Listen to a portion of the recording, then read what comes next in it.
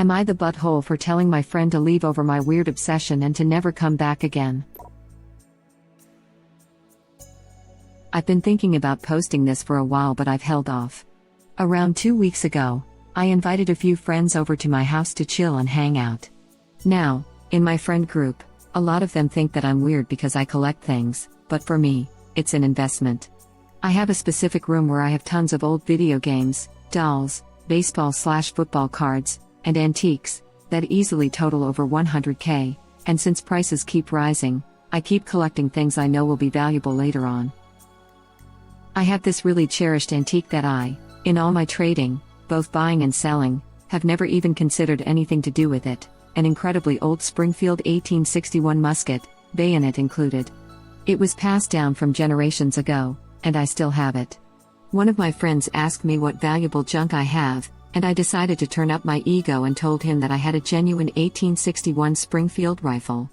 None of them believed me, so I told them that I would go up, take a picture, and bring it back down. The guy who asked said that wasn't enough, and that it could have been faked, and then thought it was his personal right to practically run to my room without my permission. We all practically chased after him to stop him, and right as he entered the room he tripped over a bunch of baseball cards and smashed 3 pots that totaled around $6,000. I told him to leave immediately and that I didn't want to talk to him again, and that I was going to press charges. I still hold it against my friend for getting into the place when I told him no. A lot of other friends are saying that I was way too harsh with it, that it was an accident.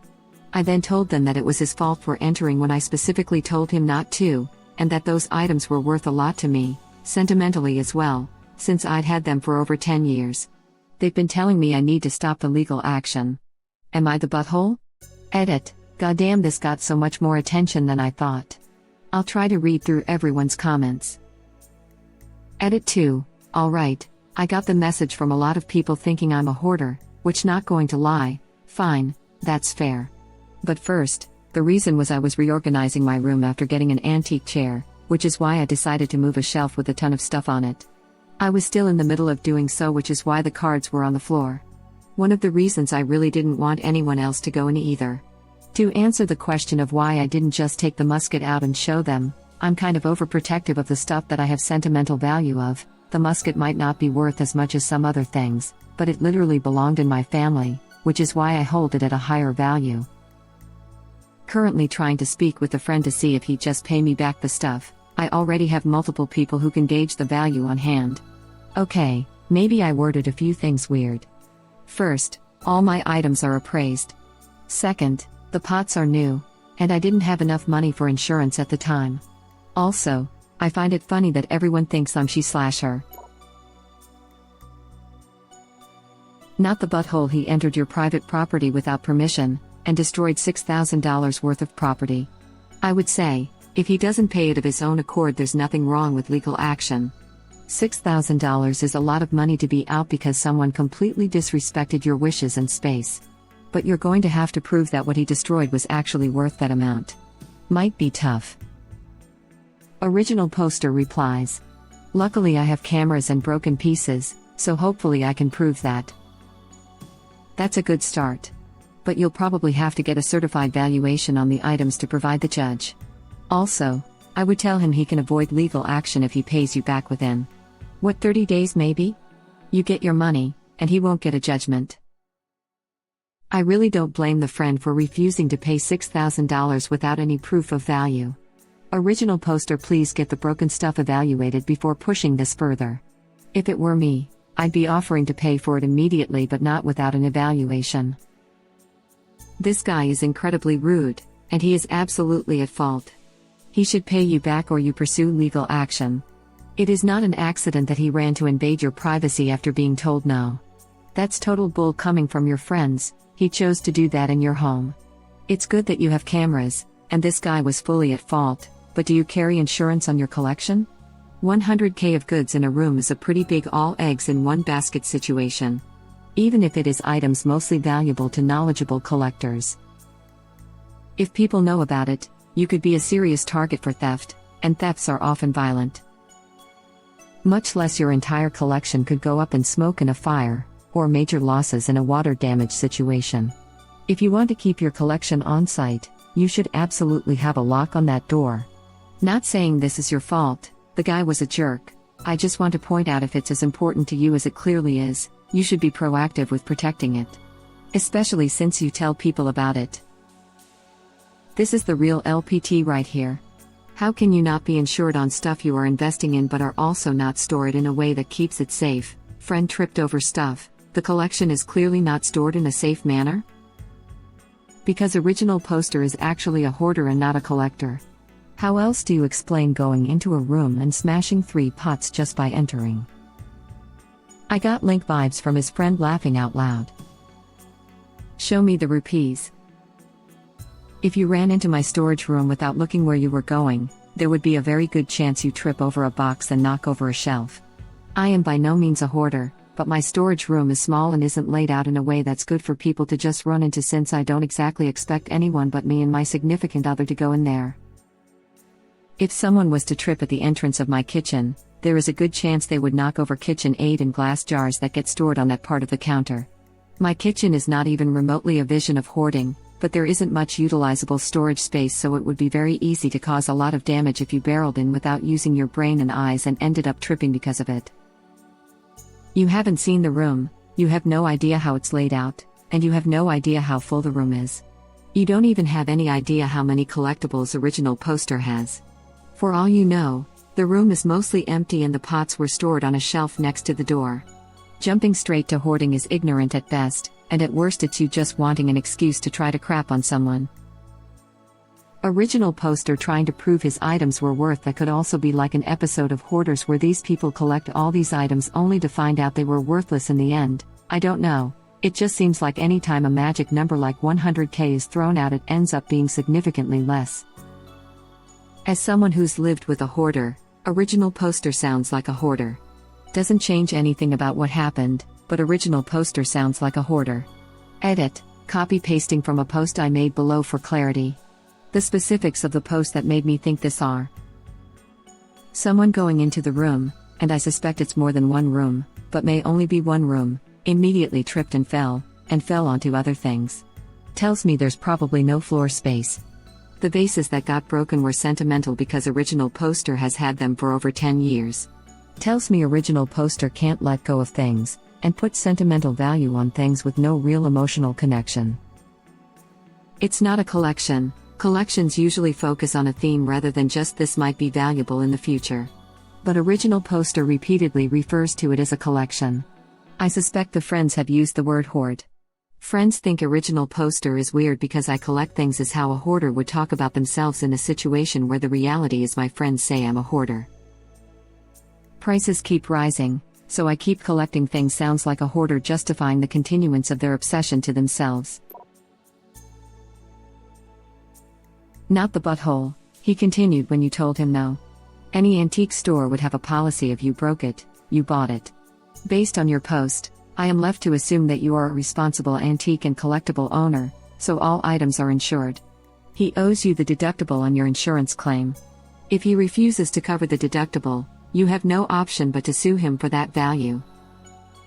Nope, uninsured based on his reply to another comment because money is tight. After seeing that comment I kind of switched to you're the butthole. God forbid there's an earthquake, a break-in, a fire, an animal gets inside, he's got his whole uninsured life saving in that room. It's inevitable that things are going to go wrong. Also, what kind of collector leaves their baseball cards in a slippery pile by the door?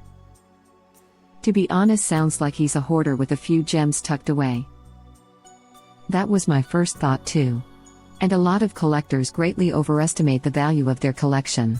There was an episode of Hotel Hell where the owner thought he had over $100,000 worth of antiques and Gordon brought in an appraiser who said he actually just had a bunch of copies.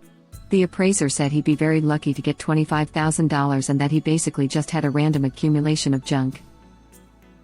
Assuming it actually was $6,000 in damage the friend should pay up, but this doesn't sound like a legit collection if it wasn't insured, appraised, or stored in a way that would prevent easy breakage. A fine choice, sir. Let me get the bill. Info: original poster. Is your room organized? You're a collector, so I'm assuming your card should be filed in vases in cabinets or in protective packaging. You say that he tripped as he entered. If your baseball cards were in a box in the doorway or piled in the floor, it's likely to be classed as accidental damage, and it might be an insurance claim for you or not a claim at all rather than a claim against him. Basically, if it's investigated and it deemed a hoarding situation rather than a managed collection, then you could end up finding yourself in a bit of a sticky situation, both with claims and also with fines from fire marshals, etc. This feels like an episode of Hoarders. They think they have treasures, and I'm sure they have a few, but a lot of people probably think it's junk. I feel bad for saying it, but I doubt the stuff is really organized. I work in the personal property auction industry. This is exactly what I was thinking. They usually start by impulsively buying at auctions thinking they've scored big, sit on the item for sometimes decades along with their other items, waiting for that right moment to sell that just never comes. They start getting overwhelmed by the stuff they've accumulated, and it slowly starts becoming a disorganized hoard. Goes from one room to another, then to the garage, the basement, etc. Now it's too much to even begin selling. They know they have this one item somewhere worth a ton of money, but they can't find it. So they call in an auction house to come clean it out and hold a quick personal property auction. Sometimes they do have items that are worth quite a bit, definitely more than what they paid, but usually it's just junk. The other issue with not storing the items properly, as we can see by this post, obviously they create a hazard. Some of the houses I've gone in you couldn't even see the floor, and that's about what I'm imagining with this guy's room. But also, improperly storing an item can cause its value to go down as the condition worsens. We see that the most with paper items such as trading cards, comic books, ephemera. Yeah, this one of those things where there's no way to judge how honest original poster is being, because a hoarder would say exactly what original poster is saying, regardless of the item's value. I also got a weird hoarder's vibe reading this. If it was organized, then how did the friend trip over everything and break stuff? It seems like original poster has the stuff just thrown around in the room. It also sounds like they're a bit obsessed with these collections. It was certainly not okay for the friend to go into a room he wasn't invited into, but if the room had been organized appropriately, things wouldn't have been broken when someone entered the room. I feel like if it were a true collection, things would be put away neatly and protected. That is the difference between a collection and a hoard.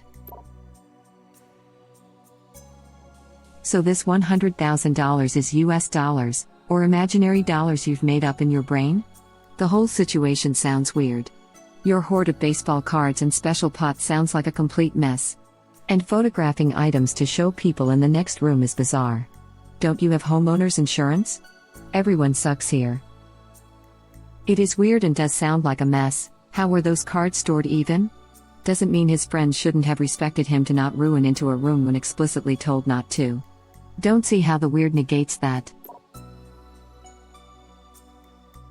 Not the butthole, but if someone told me they were going to a room in the place we're at, and take a photo of something to prove they own it, I would think they didn't really own it either, just because that is so odd. Like I said, not the butthole, but let me brag about what I have, offer to show you, but laughing out loud, nope, you can't really see it, is kind of bratty and immature at the least. Your friend's so dumb you couldn't calmly explain why they need to be careful? Not the butthole. People are still responsible for damage they cause even by accident. What if your friends had tossed a ball or tripped and broke a window? Wouldn't they still be responsible for the cost of repairing the window? Why should your collection be any different? Do you have insurance? You may be able to recoup some of your losses that way. Everyone sucks here. I wouldn't just take out my checkbook and give you $6,000 even though it was my fault. Why would I believe you about their value? Collectors often have an inflated belief about the worth of the items they collect. I would say, sure, take me to court. Prove that I owe you $6,000 for those broken pots. Oh, and maybe I would argue that the items breaking were partly your fault. You created an unsafe environment by leaving baseball cards on the floor that created a tripping hazard and not locking the door to that unsafe room. Yup, you are weird. Why couldn't you show them the rifle? Thank you for watching. Please subscribe to be the first to know about Red Rabbit Reader's new videos. If you like our videos, please like them on YouTube and share them with your friends. We welcome your comments below. Press to start another of our videos.